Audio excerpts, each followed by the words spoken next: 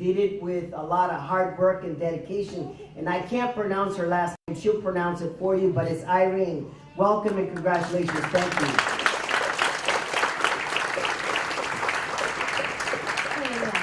I've been practicing my Spanish for some time now. So yes, and thank you for this recognition. I really appreciate it. I find myself privileged coming into this country as a student, and COVID happened. And bringing my experience as a public health technical officer in Ghana, and the city welcoming me to work with the team. I could not afford to be lazy because I saw a group of people who were determined to survive and to ensure people survive during this pandemic. And so I feel privileged that they gave me the opportunity to work with the community, and the community also welcomed me. CENTRO was very nice working with me in the various churches we went to do education, and then I also learned a lot from colleagues about the community. And so I just want to say, you have a beautiful city, Worcester, and this pandemic shows it's a big community. And one thing that Dr. Charles said here that I also want to say is that there is always something in common that holds all of us. And in this case, health is. And I'm glad to be welcomed into such a beautiful community because of that thin thread called health. And so I invite you all to invite us to your churches so that we'll continue our work with you. Thank you.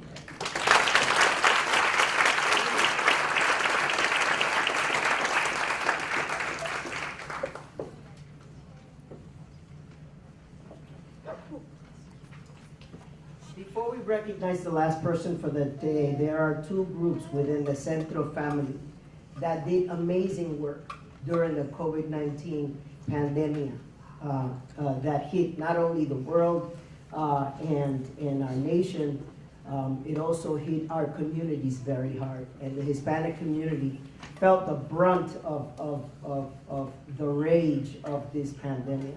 And I would like to, at this point, I'd like to welcome our outreach team to come up, the COVID-19 outreach team that worked during this whole period to come up, and just so that we can all recognize them and thank them for their work.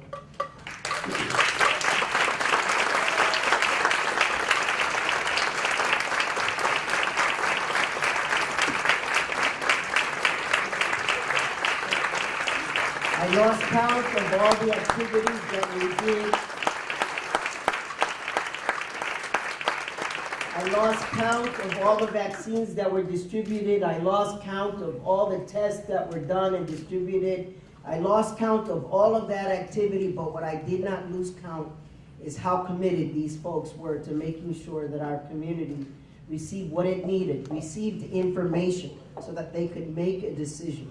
Whether they wanted to get a vaccine or not, we provided the information so that the individuals can make that decision for themselves. And they did amazing work, and for us, it's a privilege, and we're very proud to have had you during this whole period. Thank you very much.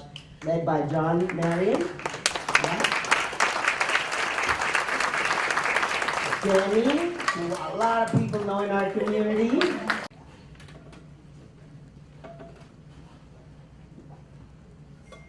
And the team is represented by Junior, Jafet Diaz, and Mayerlin de la Rosa, and we're very proud to have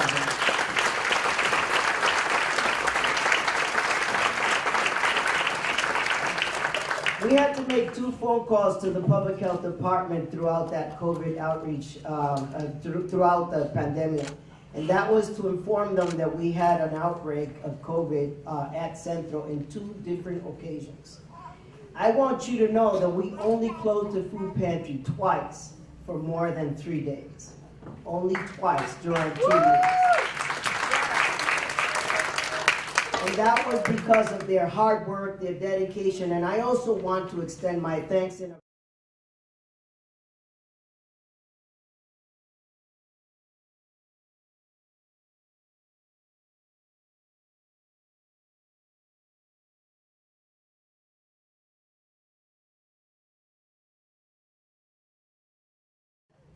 have some bags right there. For every bag that you grab, I want you to donate $275. If you grab one, you are donating $275. That's how much it costs Centro to feed one family of 4 in a year.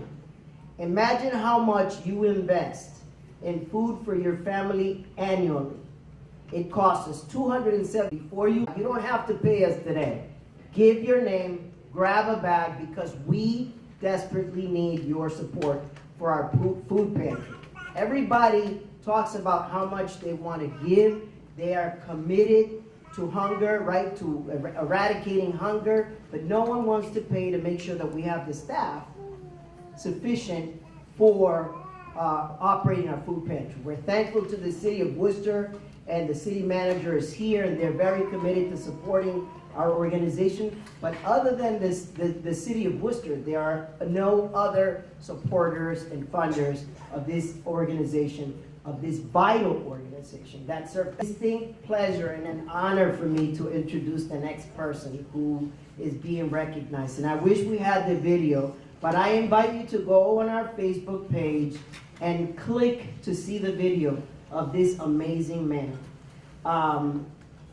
Happens to be my compadre, right? Now he is the godfather to our son, and we're a godfather to his baby, and his children are amazing to us. And just that kind of familiarity, and by the way, we go to the same church, right? We praise to the same Lord, we thank and worship together. But the work that this individual has done during the pandemic, it has been amazing. I'm not going to read the whole thing. It takes us forever. But here's something I want you to think about. A year ago, approximately a year and a half ago, he left his wife and 2 little children alone because he's a member of the Army Reserve. As a captain in the Army Reserve and as a medical doctor, he was deployed to the heart of the pandemic in the United States. Where is that? Where was that? New York City. In the middle of all of that tragedy, Dr. Joel Carrasquillo was asked to go, and he said, I'm there.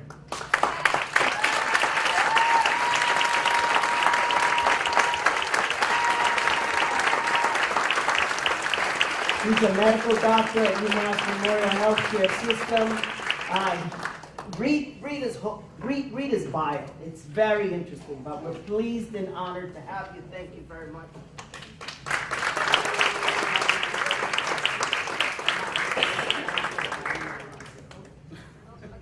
He's not shy, so he'll tell Well, us. I'm actually shy. I'm not one to give speech. But as a great philosopher said once, Mark Anthony said, my English is not very good. Really humble and really happy to be here among all these great people that have been recognized. As a matter of fact, yesterday, and actually I want to take the time to acknowledge one of my bosses over here, Dr. McManus. He's the chair of medicine at UMass.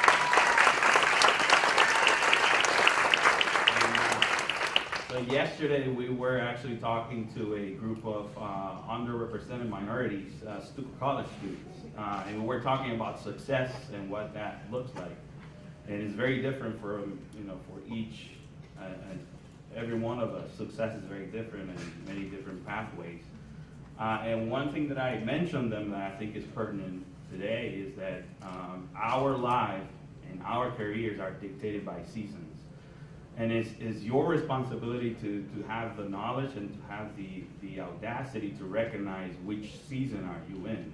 So you're effective regardless of what that season is. And whether that is early career, as I consider myself early in my career in medicine, or retiring. I think the most beautiful thing is regardless of the season, you need to enjoy it. And I think I'm enjoying it right now.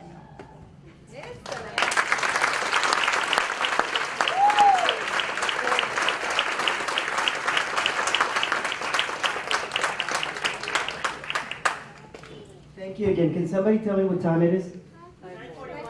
9:41. Okay, we're 11 minutes late. Thank you very much for being here. We look forward to having you next year. Be blessed. Thank you. And all the praise to God.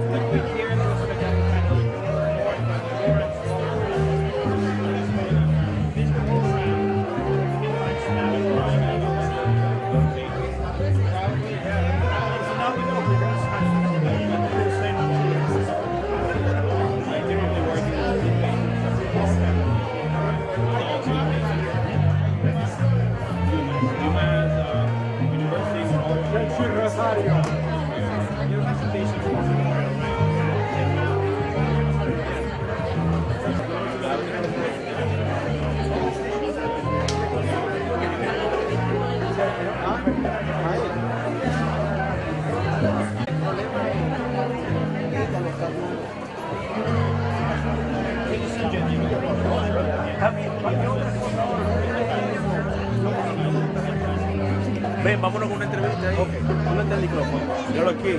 ¿Está prendido? Sí.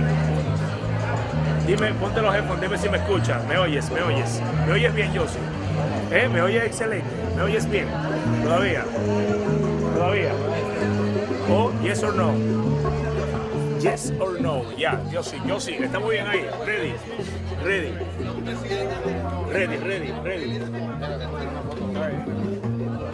Josie, ¿dónde lo ponemos? ¿Aquí está bien? ¿Estamos bien aquí? Parece aquí, doctor. Aquí. ¿Estamos bien aquí? Dime, Josie. No, así, Josie. Dime. Está encendido. ¿Me oyes? ¿Me escuchas? Perfecto, se oye bien. Estamos bien parados aquí donde estamos. Estamos bien aquí. Excelente.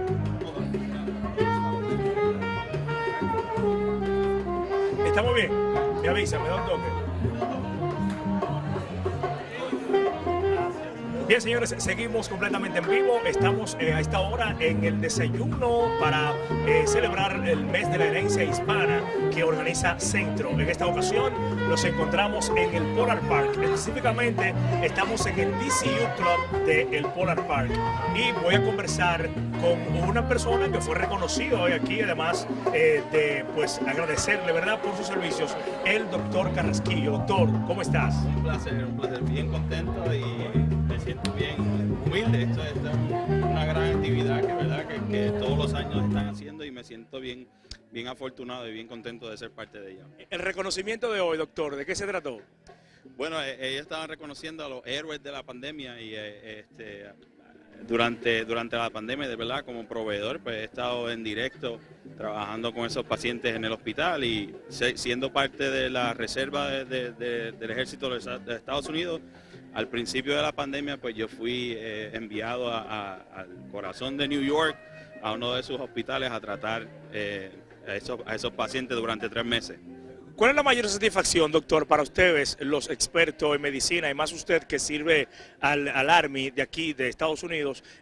¿Cuál es la satisfacción de ustedes al salvar personas, al hacer lo que ustedes hicieron durante la pandemia, que no dejaron de trabajar, como usted dijo, se trasladaron de un sitio a otro para tratar de que el prójimo esté mejor? ¿Cuál es la satisfacción? Eso es, yo lo veo como eso es parte de la vocación. El que es doctor, el que es enfermero, el que es un proveedor de salud, esto es una vocación. No hay mejor satisfacción, ¿verdad?, en que tú seas feliz en lo que tú haces, y eso es lo que nos llena a nosotros, los proveedores de salud, es proveer, ¿verdad?, ayuda, tratamiento en el estado más vulnerable que tienen los pacientes durante su enfermedad, sea cual sea COVID, sea cáncer, sea una infección. Esa es la satisfacción, que ellos encuentran en nosotros, esa seguridad de que las cosas pueden mejorar, podemos estar bien. Amén. Doctor, vamos a darle un mensaje a toda la población que nos está escuchando, específicamente a los jóvenes como usted, que pues tal vez no han alcanzado su sueño, pero están en busca de eso. Usted ha tenido más bien muchos logros a su corta edad, y quiero que le dé un mensaje de su parte a toda la audiencia de Conéctate TV. Eso es así, a todos esos jóvenes, ¿verdad? Y no tan jóvenes, no necesariamente tienes que ser joven para cumplir tus sueños, ¿verdad? Yo creo que aún es importante el educarse, aún es importante el uno prepararse. No tienes que ser un doctor, no tienes que ser un ingeniero, pero es importante que tú te prepares. Es como un concern que tengo, ¿verdad?, que vemos a los jóvenes que hoy en día no se quieren preparar, no quieren estudiar, y yo creo que es importante, ¿verdad?, recalcarle que aún tener profesiones y prepararse es vital y es importante, más aún en esta, ¿verdad?, en esta ciudad que tenemos tantos latinos y vemos en la salud que no hay una representación de nosotros. Eso duele porque, ¿verdad?, quisiéramos ver más, quisiéramos ver jóvenes estudiando, jóvenes doctores, jóvenes enfermeros, y porque los necesitamos desesperadamente. Así que todavía eso es. Con el doctor Carrasquillo nosotros vamos a seguir descubriendo algunas personalidades que están con nosotros en esta mañana. Gracias, doctor, una vez más. Un placer, gracias a ustedes. Seguimos rodando la movie en Conéctate TV más. Seguimos.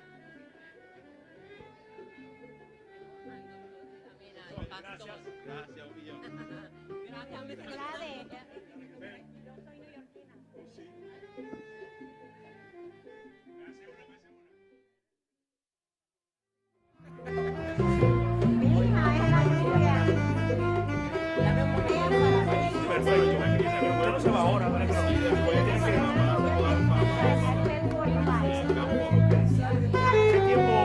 a tomar eso.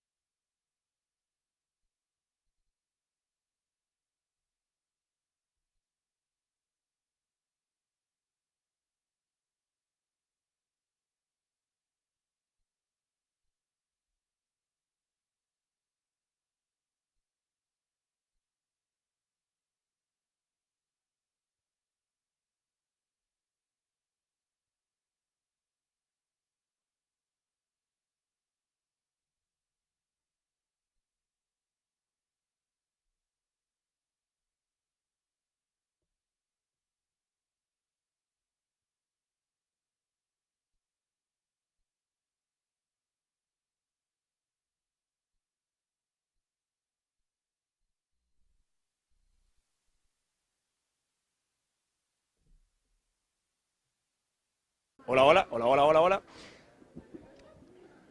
Bueno, seguimos, señores, compartiendo aquí con ciertas personalidades en el desayuno para pues celebrar el mes de la herencia hispana que organiza Centro cada año. En esta ocasión me encuentro con nuestra amiga Wendy de Sousa, la activista activa, como yo le llamo. ¿Cómo está, Wendy? La Superwoman. Hola, ¿cómo estás, corazón? Sí, estamos hoy celebrando nuestro mes de hispanidad. Recuérdense que todos los días son días de hispanidad para nosotros los latinos, los hispanos, pero hoy el Centro puso un desayuno muy bonito y tenemos personalidades, como dijo Jensi, de la comunidad de Worcester y sus alrededores, y para mí es un privilegio estar aquí y me siento muy, muy feliz de ver que siempre Expresso 1600 dice sí a nuestra gente latina